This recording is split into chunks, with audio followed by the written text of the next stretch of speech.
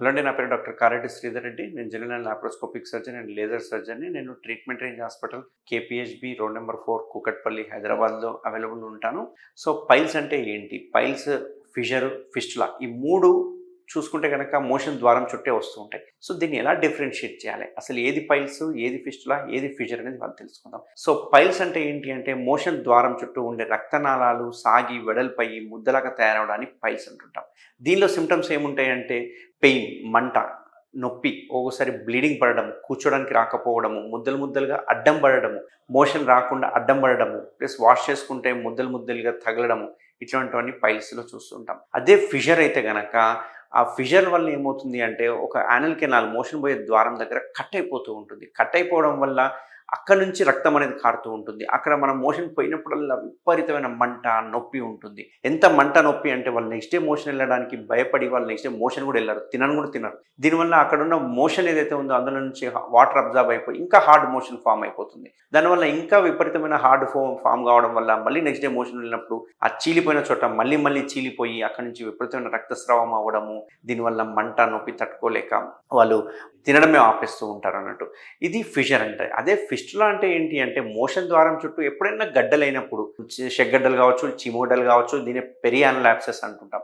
ఈ పెరియానల్ యాబ్సెస్‌లో ఒకసారి పగిలిపోయి అక్కడి నుంచి ఆ చీము లోపలికి దారి వెతుక్కుంటూ ఆ మోషన్ ద్వారం లోపల ఓపెన్ అయిపోతూ ఉంటుంది. అట్లా అంటే మోషన్ ద్వారం లోపల ఒక ఓపెనింగు, చర్మం దగ్గర ఓపెనింగ్ ఉండి ఒక ట్రాక్ట్ ఫామ్ అయిపోతే దాన్ని మనం పెరియానల్ ఫిస్టులా అంటాం. సో, పైల్స్, ఫిషరు, ఫిస్టులా ఈ 3 డిఫరెన్స్ అన్నట్టు. సో, ఫిస్టులాలో ఏమో చిన్న గడ్డ లాంటిది ఉంటుంది. ఆ గడ్డ నుంచి చీము రక్తం గారడం జరుగుతూ ఉంటుంది. ఫిషర్ అయితేనేమో కట్ అయిపోయిన దగ్గర నుంచి రక్తం గారుతూ ఉంటుంది. పైల్స్‌లో అయితేనేమో పెయిన్‌లెస్ బ్లీడింగ్ అన్నట్టు. నొప్పి లేకుండా బ్లీడింగ్ అవుతుంది. So, 3 ఎంటిటీలు different. అండ్ మూడిటికి ట్రీట్మెంట్లు కూడా డిఫరెంట్ ఉంటాయి అన్నట్టు. ఈ సింప్టమ్స్‌ని బట్టే మనము ఎగ్జామినేషన్ బట్టే అక్కడ పైల్స్ ఉన్నాయా, ఫిషర్ ఉందా, ఫిస్టులా ఉందా అనేది మనం ఒక అవగాహనకు వస్తుంటాం. యూజువల్‌గా ఈ పైల్స్ కావచ్చు, ఫిషర్ కావచ్చు, ఫిస్టులాలు కావచ్చు, ఇంతకుముందు పాతకాలం ట్రీట్మెంట్ కన్వెన్షనల్ మెథడ్ చూసుకుంటే గనక కోత సర్జరీ ఉండేది. Open surgery. ఈ ఓపెన్ సర్జరీ వలన చాలా పెయిన్ ఉంటుంది. అంతేకాకుండా కోత, కుట్లు వేయడం వల్ల పేషెంట్ తొందరగా రికవరీలోకి రాలేడు.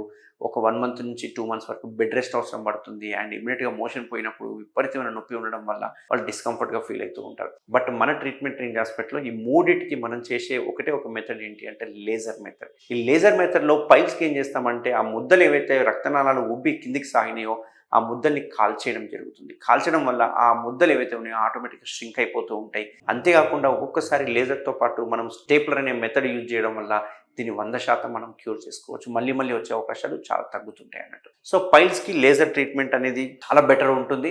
దీనివల్ల ఎటువంటి పెయిన్ ఉండదు. Complete painless treatment. And patient ఎటువంటి డ్రెస్సింగ్స్ కానీ, ఎటువంటి పథ్యం కానీ, ఎటువంటి బెడ్ రెస్ట్ కానీ అవసరం లేకుండా యథావిధిగా డ్యూటీకి వెళ్ళిపోవచ్చు. అదే ఫిషర్‌లో కనుక చూసుకుంటే దీన్ని లేజర్ లాటరల్ స్పింక్టరాటమీ అంటాం. ఇక్కడ ఏం చేస్తామంటే ఈ మోషన్ పోయే ద్వారము ఫిషర్ వలన దగ్గరికి అయిపోతుంది. స్పింక్టర్స్ అనేవి టైట్ అయిపోతాయి. టైట్ కావడం వల్ల ఆ చుట్టూ అంటే యానల్ కెనాల్ చుట్టూ ఉండే కొన్ని కండరాలు స్పింక్టర్స్ అంటాం కదా, ఆ స్పింక్టర్స్‌ని కొన్నిటిని కట్ చేయడం వల్ల, అది కూడా లేజర్‌తో కట్ చేయడం వల్ల అవి వెడల్పు అయిపోవడం వల్ల మోషన్ అనేది ఫ్రీగా పాస్ అవుతుంది. బ్లీడింగ్ తగ్గిపోతుంది. అండ్ పెయిన్, మంట అని తగ్గిపోతూ ఉంటాయి అన్నట్టు. సో, ఫిషర్‌కి just 5 minutes procedure and patient ఇమ్మీడియేట్‌గా డిశ్చార్జ్ అవ్వడం జరుగుతుంది. ఎటువంటి కోత, కుట్లు లేవు కాబట్టి ఎటువంటి పథ్యం అవసరం లేదు. ఎటువంటి ఫుడ్ అయినా తీసుకోవచ్చు. అండ్ డ్రెస్సింగ్స్ అవసరం లేదు. బెడ్ రెస్ట్ అవసరం లేదు. అదే ఫిస్టులాలు చూసుకుంటే కనుక ఫిస్టులాని కొంచెం టఫ్ ఉంటుంది ట్రీట్ చేయడానికి. ఎందుకంటే అవి సింగిల్ ట్రాక్ట్ అంటే అవి డైరెక్ట్ ఓపెనింగ్ అనేది లోపలికి వెళ్ళకుండా ఓసారి జిగ్జాగ్ ఓపెనింగ్ వెళ్ళడము, కర్వీలినర్‌గా వెళ్ళడము, కొన్ని కాంప్లెక్స్ ఫిస్టులాలు ఉండడము, ట్రాన్స్పింక్టిక్ అని చాలా రకాలు ఉంటాయి. సో, దీనికి ఎంఆర్ ఫిస్టులోగ్రామ్ చేయించుకొని ఆ ఫిస్టులా ఎలా రన్ అవుతుంది, ఎలా ట్రాక్ అవుతుంది చూసుకొని, ఎన్ని బ్రాంచెస్ ఉన్నాయని చూసుకొని, దీన్ని కూడా ఎటువంటి కోత, కుట్లు లేకుండా సింపుల్ టెక్నిక్ ద్వారా లేజర్ ద్వారా మనం దీన్ని కంప్లీట్‌గా నిర్మూలించొచ్చు. దీనివల్ల రికరెన్స్ రేట్ కూడా తక్కువ ఉంటుంది. అండ్ ఎటువంటి కోత, కుట్లు లేవు కాబట్టి ఎటువంటి బెడ్ రెస్ట్ అవసరం లేదు. ఎటువంటి పథ్యం అవసరం లేదు.